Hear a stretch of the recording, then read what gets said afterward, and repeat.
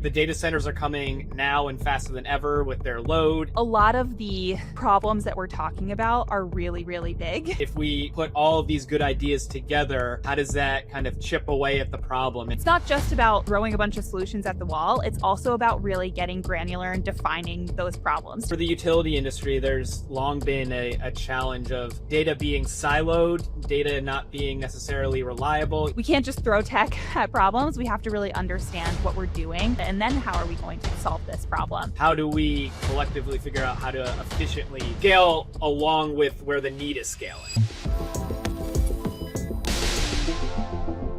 Hey everyone, and welcome to Power Perspectives. I'm Kinsey Grant Baker, and I know all of our episodes are special, but this one feels especially special. We just got back late last night from Distributech, which is arguably the electric utility industry's biggest annual event. So we figured what better way to put off unpacking and doing our laundry than to sit down, throw on some mics and chat about what we saw. So that's what we're going to do today. It is the Energy Central DTech recap coming to you straight from the team who's on the ground in San Diego over this past week. I am joined today by Energy Central Community Manager, highly regarded industry analyst. You know him. It's Matt Chester. Matt, how we doing? How are you? How has your return to real life been post DTech now that we're a whole, 12 hours in? Yeah, like you said, it's a long flight that we have to recover from, and I haven't gotten to that physical unpacking, but I'm excited to be with you today so we can do the metaphorical unpacking, because there was a lot going on at DTech in San Diego all week. There really, really was. You're right. There's a lot to unpack and to chat through here today. So I know that you took some time even before your flight, because you are just that quick to kind of run through some big learnings, think about, what the big takeaways were for the industry, for us as a team. So I want to use that as sort of the framework for this conversation, because I think having these, 10 big lessons that we're walking away from Distributech with is really, really valuable.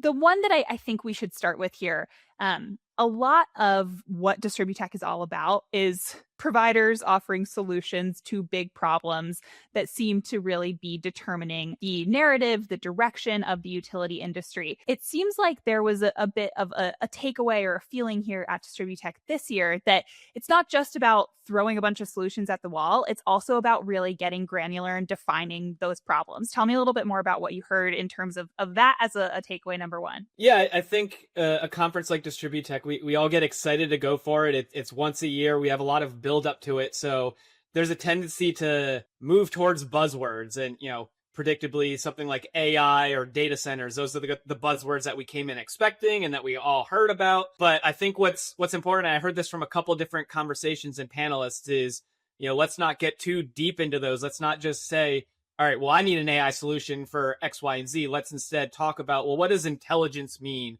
What does scaling mean? What do all of these terms? Digitalization is another one I heard. Like, why do we keep talking about digitalization when we kind of don't have necessarily a common framework for what that means? So I thought that was just a really insightful point that, again, I heard from a couple of different people I got to talk to of, before they got into their panel, before they kicked things off, they said, let's make sure we're all speaking the same language here, because it's easy to get excited and just, feel like you're off to the races and leave those building blocks behind. Yeah, I mean, absolutely. And even when we're talking about things that might at surface level seem specific, they don't always actually end up being that specific.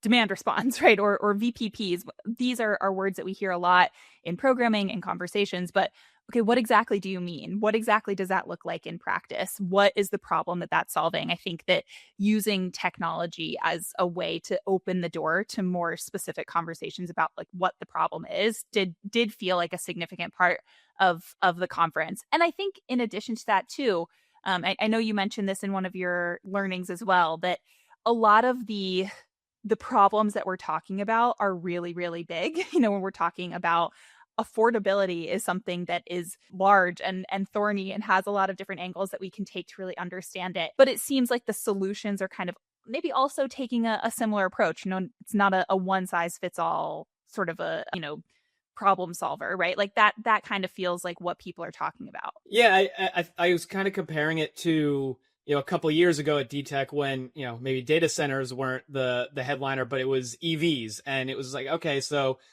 you had different booths and different vendors saying, well, here's our solution. We're solving that problem. And maybe they're competing with each other to be, that top level solution, but it's all kind of in a way self-contained. But the challenges that we're talking about, you brought up affordability. There's not going to be a single booth or a single product demonstration that's like, you figured it out. That's what we were waiting for. But instead, with a problem as base level and important as affordability, I think, everybody who had a presentation or a demo, it might not have been, here's my affordability solution. It was my DER, integration, my ADMS, whatever it might be. There was always a moment in that presentation where it was like, now, how does this help with affordability? How does this, keep down costs for the utilities? How can that help the ultimate ratepayers? And so it's just an interesting shift in that way where, none of us are looking for that, kind of silver bullet solution, but kind of coming together as an industry and say, nobody's going to own it, but if we put all of these good ideas together, how does that kind of chip away at the problem? And almost, again, instead of one person owning or one organization owning, here's that solution, it's almost democratizing it. It's we all need to kind of tap into the nodes across the industry and see where can we, chip away. And that's not just affordability, it's everything. Meeting the challenges of data center loads and growing loads and all of that. It's the same thing. We're seeing more and more all hands on deck, I guess is a good way to put it. Absolutely. And it is, I think, encouraging to see an entire industry come together to realize that there are certain big problems that need solving. The utility industry has never really, in my experience, been want for here's the next big thing that we need to figure out. That's something we can typically all agree on. To the point on affordability, this was huge. I mean, this, as you mentioned, was kind of at the core of a lot of the conversations. We'll talk about the data centers and AI stuff as well, but affordability really was the kind of the word on everybody's lips at DTech this year. There's even some protesters, I understand. I didn't personally see them, but people were there having the conversation about affordability, whether or not we're always ready for that. That seemed to be a big part of the conversations that our team was having, was how does all of this filter back to positively, hopefully, impact affordability for consumers of all kinds? What else did you hear and see? In an environment like Distributech, you have different players. You have the utilities are there, the vendors, you have some level of regulators. I even saw DOE had a booth, which was kind of cool. So, but it's all stakeholders almost on one side of the challenge. And with the affordability, you mentioned the protesters. I did come across them at one point. That was a first for me. And it was a kind of, and they were, protesting that they were, upset about their rates in the local area. And they see there's this group of energy folks getting together. That's a place to get their message out. And I think it's just a reminder of the other side, the stakeholder, not that it's, them against them, but just the rounding out the stakeholders. And there's people outside this industry that are very interested and it impacts them greatly. And, when we look at something like AI and data centers, if you read non-industry publications, it's even hotter of a topic, arguably, because you have people seeing data centers come in, they see that their rates are going up. It's understandable that they're going to naturally link those together, and it turns into a little bit of a NIMBY issue of, oh, we don't want that here. And, within the power sector, we might not, necessarily think that's the direct correlation, but, we need to understand messaging wise where that's coming from and figure out how to bring all the stakeholders into that conversation. I mean, 100%. And I think it's also a good moment to talk too about some of the it's almost cultural conversations that I think our team was having as well, with a lot of the vendors, the people who are on the show floor, but with the utility folks that we met as well, even with people from big tech. There seems to be this sort of sense that it's time to take action. We, as you mentioned, have taken the trouble to really define the problem. That's necessary. We have taken the time to really understand the second, third, fourth order impacts. That's really necessary. Now it feels like it's time to do something. And I think affordability is a good example of that. A lot of the conversations I had were focused on, okay, how many times have we talked about the impact of data centers and AI? How many times have we noted what that is going to mean in terms of demand increase over the next 3, 5, 10 years? Now it's time to really figure out, okay, what do we do? What is the action that we take? What are the regulatory needs? What are the partnership needs? How do these utilities kind of find a path to help them move forward and take action. That's something we talk about on this show a lot too. I feel like the question I'm always asking is, okay, and then what? And then what are you going to do about it? And then how are we going to solve this problem? I think that seems like it was a big, big part of the conversation in a way that maybe even last year it didn't really feel as significant. Yeah, and I think that the other thing I would tack onto that is, every other panel has had that data center ilk to it, but there's also this year compared with last more of a maybe an optimism to it of, again, we have the tools we need to do this, and it's less about what's going to be the moonshot that helps us solve this, and it's a little bit more about, all right, well, we have the solutions. Now it's just about working through red tape, making sure the financing is there. And then I think the real challenge is just scale. There's a little bit of a delta between where the data centers are coming now and faster than ever with their load, and some of those solutions that we need are still mired in the permitting maybe, or the what it takes to get through the red tape to get in there. So again, it's not a technology problem in that we're waiting for somebody to come up with the next great solution. It's just, how do we collectively figure out how to efficiently move it along and to scale along with where the need is scaling? Yeah, I mean, it's a great point. And I think the data centers workshop that Energy Central participated in, we hosted a panel. I participated in one as well on the first day of the programming. That idea of figuring out where the problem is and scaling the solution in a way that is contextually relevant to the problem as we have defined it was a big part of that conversation. There were examples of how,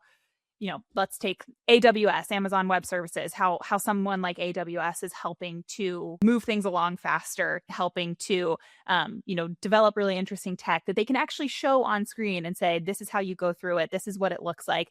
This is how it impacts forecasting or planning for the utilities that are in the audience. I think things like that, those tangible impacts, felt a lot more present and relevant at this year's Distributech, in my opinion. But I think it's also a good moment to talk too about the problems that we're looking to solve as an industry now. It's not necessarily that they're brand new. Maybe the ways that we're going about solving them, the scale with which they need to be solved, might feel new and novel. But this idea of something suddenly increasing demand growth, that's not new to anybody in the industry who has, read about appliances in the 50s and 60s, but it is specific to now. I think that there were more conversations that I was having about the ways that companies, vendors, utilities that have kind of seen things, that they've lived through things, that they can take those learnings into solving this problem of AI data centers demand growth. We had some great conversations with our partners at IFS Copperleaf. I got to chat with, I think, 5 or 6 members of their team to kind of hear, what they're working on, what's most important to them. And it seems like one of the resounding messages that I heard from their team a lot, which was really common throughout the show. We can't just throw tech at problems. We have to really understand what we're doing. It has to serve a purpose. It has to make business sense for, the let's say, utility implementing this solution. And part of why someone like IFS Copperleaf, has the kind of, the backbone to say things like that is because they've got 20 plus years of experience in implementing tech solutions. So I think there was a real sense to me of, we haven't just started working on this solution. This is something that, we have been trying to figure out for years. It's not just AI washing. It's not just tech washing. A lot of these, vendors and companies and teams we were chatting with seem to have really said, this isn't new for us. It might be new in terms of the conversations that we're having, in terms of the importance, and in terms of how often we're having the same kind of conversation. But this isn't new. This isn't a new problem for us to solve. And leaning on that experience seems to be something that was really popular this year. Yeah, and I had a chance to listen in on some of those conversations you were having, and what stuck out to me was hearing that, hey, and the market is responding to that. We're not I'm not going to say we're post hype cycle, but we're a little bit more mature than just thinking about the hype cycle, and like I was saying earlier, just what are those buzzwords? What are the shiny toys? The toys are so shiny, but the financing is there, the economics are there, and it's becoming a reality. And I think even one step further, I was hearing some of it reframing some of these topics away from challenges into opportunities. And that's a little bit of a corporate cliche, but it makes a lot of sense, with the two where I heard it separately, but kind of made the connection, is with DERs and AI. Both of them, even last year at Distributech, a prevailing conversation would be, how are we going to manage this? With DERs, how is a central grid operator going to know how to plan and utilize and make sure the power is where it's needed? And with so many nodes all across the system. And then with AI, obviously the question was, like we've said numerous times already, that needs data centers. Data centers need a lot of power. So, even a year ago, those were framed just as like, all right, these are problems that we're solving. But both of them, I separately heard shifted as, these are going to help us solve the problems that we have. With AI, we've always been working towards this. It's all right, well, will AI become a tool that in the energy sector specifically is being more additive to a solution than a power drain? And again, the optimism seems prevailing. Yes, it's going to help us do better forecasting. It's going to help us respond more immediately to outages or challenges across the grid, and those efficiencies are going to outweigh the aggregate power demand that they're drawing from us. So they're going to become a solution. DERs, it's kind of ties in. It's, all right, it used to be all these EVs across the grid or people with their rooftop solar, we can't predict it. Now it's going to become, man, isn't it great we have these DERs that we can draw from for when there's a need for demand response, for when we need to shift the load around, or even just, hey, we're trying to meet that data center load quickly. Well, good thing we have, how many gigawatts of solar that, we were stressing about before, but now they're part of that solution. I mean, it's cool. Like, this is a cool problem to solve. This is a cool approach to solving it. I think it's also a good time to mention, we went to a happy hour, I think it was on like Monday or Tuesday night, that was hosted by the DER task force, of whom we are big fans. They're doing some really cool stuff. They hosted a happy hour. It was packed. Like, it was throwing elbows trying to get to the bar. And I think that kind of just goes to show you there is community around some of these big things that at one point felt pretty novel or out there, or we weren't quite sure how this was going to factor into the future of the grid, to the future of utilities as a business.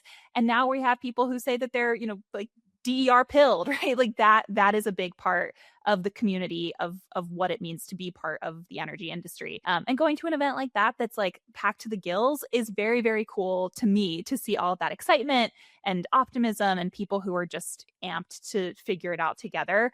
And I think community is a big part of this event in any way, shape, and form. It doesn't have to just be DER specific. There are lots of moments and opportunities for people to come together. And Energy Central did some of that ourselves. We hosted our own breakfast with our partners at TCS, and we got all sorts of wonderful people in a room to just chat and just talk about, we're specifically talking about tech and AI and the impacts on, power businesses of the future. But I think that these moments of taking a step back, getting off the show floor, and just thinking together about, here's the problem that my team is facing and here's how we're solving it, having those moments of connection are really, really, really valuable. And I feel like this year there was a lot of want for that. There was a lot of interest and excitement around having those moments that maybe are less, here's how this impacts the bottom line, and a little bit more, here's how I'm going to meet somebody who might help me solve something. But I really enjoyed those parts of DTech this year. I thought it was really fun and additive for me personally. I absolutely agree. The demos are always fun to see, the tech live, and the panels. I sat in on a bunch and I learned a lot. But there are panels online too, and we can get value out of those. But the time where people's eyes really lit up and there seemed to be, where I personally felt energized, were after having conversations with somebody, shaking their hands, swapping some stories, and just, for us at Energy Central, a lot of it is, oh, great, we've been chatting with you for so long. Great to see you in person and build on that connection. And, oh, great, now let me introduce you to this person, and those kind of connections and that kind of collaboration. It's the only way that these problems do get solved. So it's it might not be as on the pre-scheduled agenda for everybody, but it really is where I think some of the most important work at these conferences takes place. And not so subtle plug that we will be doing a lot more of these. We want to show up, we want to be in the right rooms, we want to have these kinds of conversations. So if you're going to a big event and you think Energy Central should be there, we would love to hear from you. if you are just somebody who wants to hang out in your city, we would also love to hear from you. You know where to find me and to find Matt, because we're coming to a city near you to shake those hands and talk about all this stuff, because it does matter so much. And, I think one of the kind of final big learnings as we're rounding out here, like what we saw, what we experienced, one that feels kind of tied into these conversations that maybe feel a little intangible at times, is this idea of storytelling. This was a theme that I heard over and over and over again. Made some friends from a certain utility in the Northeast who wanted to specifically talk about this and hear perspective on how they could better storytell to their customers what it means when you get this bill, right? Or what it means when we're making this kind of infrastructure investment. I think that was a really, really big one that I heard often, is how do we better tell this story? How do we get buy-in? And the story is also not just being told to customers, it's also being told to regulators, which is a huge part of making sure that any of this growth can happen, right? Yeah, no, absolutely. I mean, I even heard I was chatting with some people on Southwire, and they'll be on the podcast, that conversation later on. But Drew was telling me that, the story he needs to tell is to utilities too, as a vendor, saying, not all different equipment is made the same. And sometimes when we're in this mad scramble to upgrade and build out the grid, it's, you don't want to overlook and just move to that first solution. You want to be able to communicate, here's the differences, here's the delta, here's different geographies have different needs, and all of those require careful consideration. So even when it comes to, somebody who's providing a physical product for the grid, they have to be able to tell a story about why that one is so valuable too. Yeah, and all of this is core to any of the growth, right? That we're excited about, any of the tools that we're excited about. I think the final thing that I want to talk about too, that I know came up in our conversations with Locust View, data. This was something that I think the question of getting clean data, getting reliable data, getting trustworthy data, I think came up in just about every presentation or every panel that I listened in on, many of the conversations that I had with people in more casual settings too. Tell me a little bit more about Locust View's thoughts on this. Yeah, we talk a lot about data centers, so it's a little silly not to chop it off there. We're like, well, about the data itself, and for the utility industry, there's long been a challenge of data being siloed, data not being necessarily reliable. For a long time, the conversation was we need to convince the utilities about how valuable the data they already have is, and what additional data they could get and what they can do with it.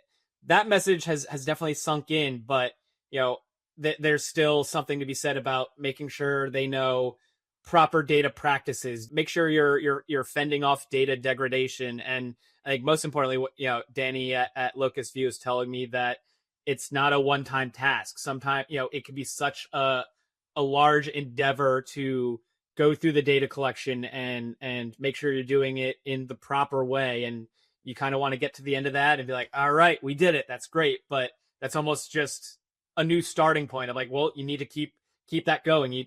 Data maturity requires continually collecting, processing, and analyzing it. And, most importantly, breaking down those silos, making sure enterprise-wide you have that single source of truth that's going to really empower all of the other tools, all of the other shiny toys that we can talk about are built on trusting and, validating that data. Yeah. And the point too, that all of this has to happen in a silo-free environment feels like a fitting way to kind of close the conversation too.